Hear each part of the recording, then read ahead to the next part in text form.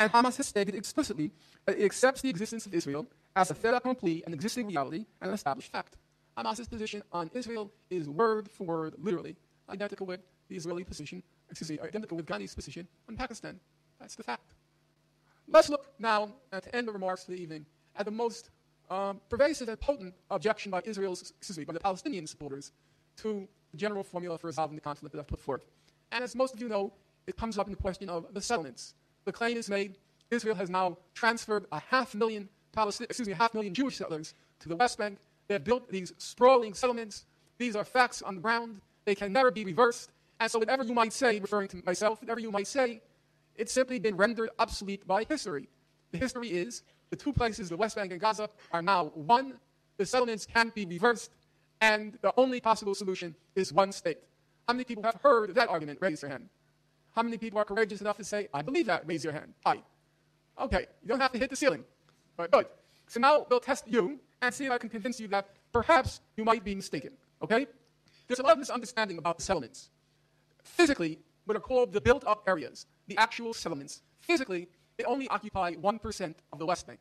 1%. Some people think that's not really possible. 1%? Yes, because there's a difference between the settlements and what Israel calls the settlement blocks, B-L-O-C-S. What's the difference? There's a fellow sitting here. What's your name? What? Riaz? Fiaz. Okay. So let's call Fiaz settlement 1. What's your name over there? You. Okay. Tanya is settlement 2. And the fellow in the back with the red tie, what's your name? Martin. So, what? Machi. Okay, we'll call him settlement 3. If you take Fiaz, Tanya, and Maji, they themselves, they're about 1% of the room. They're about 1%. But Israel says we don't want the settlements, we want the block. And the block means draw a line from Fiaz to Tanya, and then draw 2 lines to Maji. They want the block. And that's where the problems arise. So, Ariel Shamran, they refer to it usually as the 2 fingers. And that block, if Israel were to get that block, it would divide the northern sector of the West Bank in half. It doesn't look like in half here because you don't see the mountainous areas to the west. But it would divide it in half. And in addition, Israel is very careful to build the settlement blocks above the border aquifers. And so they get the block, they're going to get underneath the water. In the middle is a settlement called Ma'alei Adumim. And as you can see, it stretches almost all the way to Jericho, and it bisects the West Bank at the middle, into 2 sectors. It also, the settlement separates Jerusalem from the rest of the West Bank. Jerusalem, I'm not sure if you can see it, but it's right. Can people see Jerusalem?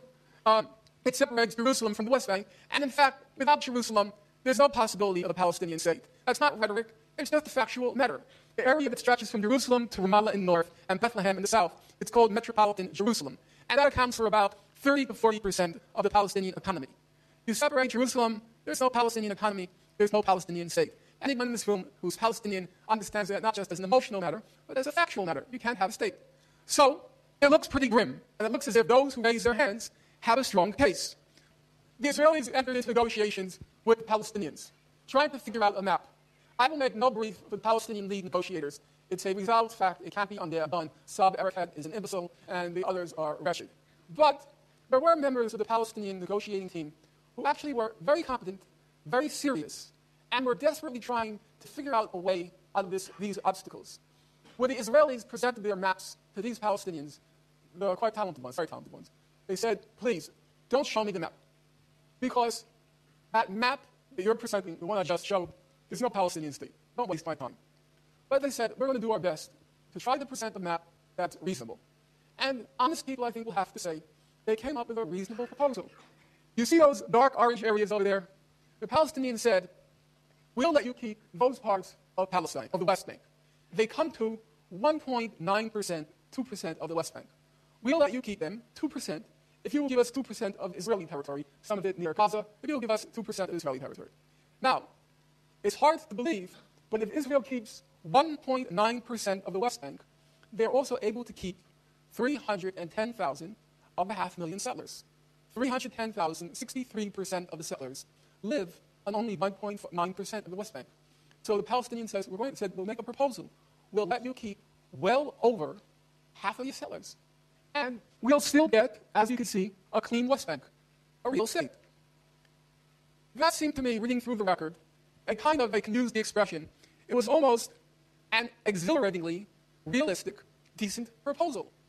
Now, some of you might think, If they can keep 310,000 settlers, that still leaves 200,000. And that's true. But even at 200,000, it's not the problem that most people think. First of all, overwhelmingly, Israeli settlers moved to the West Bank for what's called quality of life reasons. Not because the ideological fanatics who want to return to Judea and Samaria and rediscover their roots from 3,000 years ago. No, they want to go because Israel has given subsidies for mortgages, cheap housing, subsidies for health, subsidies for education. So they went basically for financial reasons. And polls show perhaps as much as 83% of the settlers say, give us the money, referring to their state, and we'll return back to Israel. And then that leaves maybe at most, at the outside, maybe about 5,000 to 7,000 crazy, lunatic Jewish settlers, mostly from my neighborhood in Brooklyn. The others are from Russia. And actually, 3/4 of my neighborhood is Russian Jews, so I'm the intersection of all the lunacy. I'm the one island of sanity. Of course, I think percentages are reversed. And they're willing, apart, they, you could say, are crazy. But even they do not pose the problem that's normally assumed. How many of you have been in this room? How many of you have been to Hebron? Well, it's a large number, but raise your hand up high. So if you've been to Hebron, you know this place called H2. H2 consists of about 400 crazed, insane Jews. They have that glazed look over their eyes like the 1950s film, Invasion of the Body Snatchers. And also in Hebron, there are 160,000 quite conservative Muslims. I know Hebron well. I lived there for quite a long time, Al-Khalil to be proper. And Hebronites are conservative. I like Hebron most of all Palestinian cities because it's preserved most of the tradition. I don't like particularly Ramallah. It's like a seedy Times Square, not my cup of tea. But Hebronites, they're conservative, Muslim, and they're also very stubborn. The joke about Hebron, or there are many jokes about Hebron. One I like was, did you hear about a Hebronite who fell off a 6-story building and he still lived? Really? How? Oh, he landed on his head. They're known to be very thick-skulled and very stubborn. So, they have these 400 crazy Jewish settlers who say they're going to stay because of the tomb of the patriarchs and Judea and Samaria and all the rest. All the Israeli army has to do is turn to the 400 crazed Jewish settlers and say, hey guys, you want to stay? Be my guest. But we're leaving. So if you 400 crazy Jews from Brooklyn want to stay with these 160,000 conservative Muslims from Hebron, you can stay. How long are they going to stay? Well, they asked that question to a former head of Israel's internal intelligence organization, the Shin Bet, and his name is Avraham Shalom. And he said, I don't believe they're all that brave. When we leave them out there alone, they'll come back, and how fast they'll run when they come. The fact is, it is possible, I think, to resolve the conflict in a manner which is in accordance with what the public is willing to accept, and to finally achieve a resolution of the conflict. It requires two things of us. Number one, it requires that we be principled. And principled means that nobody has the right to tell Palestinians that they have to forfeit any of their rights in the interest of peace. These are their rights. And nobody has the right to tell them to forfeit any of their rights. If you don't want to support their rights, in my opinion is to use crude language, you should shut up. But don't lecture them on rights that they have to forfeit, or compromises, as it's called, they have to make, which require of them that they forfeit their rights. On the other hand, we have to be not only principled, if we want to reach that broad public, we have to also show we're reasonable, that we're providing a solution which enables everyone to preserve their dignity, preserve their rights, and to have the same chance at human happiness. What does principled combined with reasonable, what does it look like as a practical matter? I'll give you my opinion. Reasonable combined with principled, it looks like that map. That map does not cause Palestinians to give up any of their rights, but it also allows for a reasonable resolution of the settlement issue. And that's what I think we need to do. If we use that simple formula, there's a public that's ready to listen, and I think we can reach them. We're at that historic turning point, that crossroads.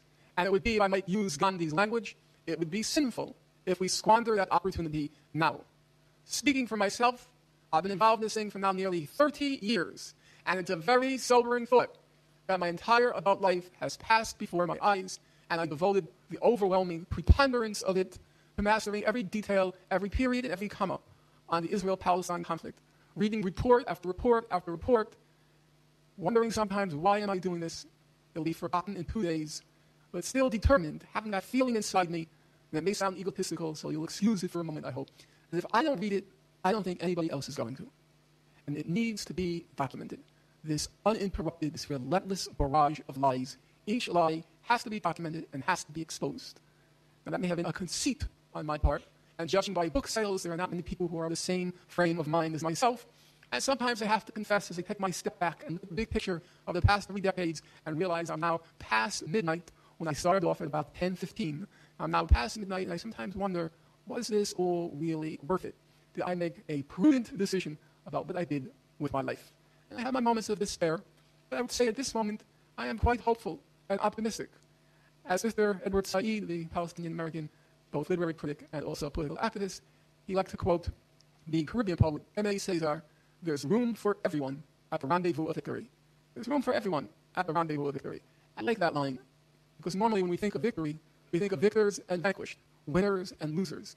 But the line that appealed to Professor Said was, "There's room for everyone at the rendezvous of victory." Just be fair. Just be reasonable. Should the people of Palestine, the people of Gaza, should they be subjected to this brutal blockade for so many years now? Should they have been subjected to a blockade which Israel said it was for security reasons? Security reasons. Is that why they prohibited chocolate from entering Gaza? Is that why they prohibited chips from entering Gaza? Is that why they prevented baby chicks from entering Gaza? Did the chocolate, chips, and chicks pose a lethal threat to Israelis, so they had to be banned? Is that reasonable? Is that fair? Does anybody's sense of morality find that acceptable? Anyone's. If you're fair and you're reasonable, if you're Jewish or Muslim or Christian or Buddhist, if you're black, white, yellow, or green, just be fair. And there's room for you, for everyone, at the rendezvous of victory. Now, I'm not sure how I'm going to get there. I used to think I was going to jog there, but my legs have given up on me. 30 years, it is over. Every time I try to go, the pain is excruciating from my soul to my upper body. Those days are past. I might walk there. I might need pain. And if it takes longer than I hope, I might need a wheelchair. And if it takes much longer than I hope, it may be on a stretcher with life supports. I'll have to call on some of my Pakistani friends to carry me to that rendezvous of victory. But I am determined to get there. And I think I might get there. But there's one hitch. I can't do it alone. And you're not going to get any help from the people on top. The only good thing that came from Barack Obama's election, there was only one silver lining in the very dark cloud called Barack Obama. There was one silver lining. It freed everyone of any illusions that you're going to get anything out of the system, not just voting somebody into power. No, it ain't going to happen. One of the wonderful things about Occupy Wall Street is nobody mentions that man's name. He is not on the agenda. If I'm going to get there, there's one condition. You all have to be there with me. And I said, I'm determined to get there, and I hope when I do get there, I'll have a chance to shake the hands or give a hug to all of you at the rendezvous of victory. Thank you.